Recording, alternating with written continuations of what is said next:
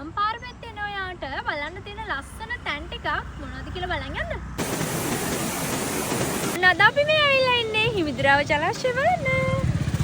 මගේ පිටිපස්සෙන් ඔයාලට පේන්නේ හිමිදුරාව ජලාශයෙන් යන දියසොරව ඔන්න අම්පාර පැත්තේ කෙනෙක් නම් ලස්සන ස්ථානයක් ඔයාලට තියෙනවා. නාගෙන යන්න.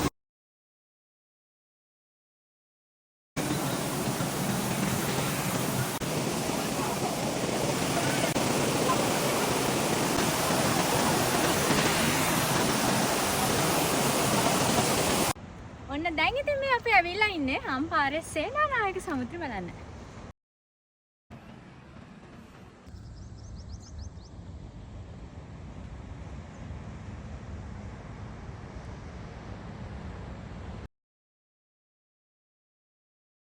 ඔන්න අපි දැන් ඇවිල්ලා ඉන්නේ අම්පාරේ ඔයාගිරිය නටබුන් නරඹන්න.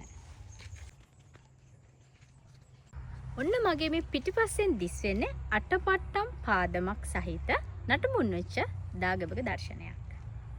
එලෙසම මෙම ස්ථානයේ නටබුන් වෙච්ච හිටි බුද්ධ ප්‍රතිමා වහන්සේ නමකුත් දක්නට තියෙනවා.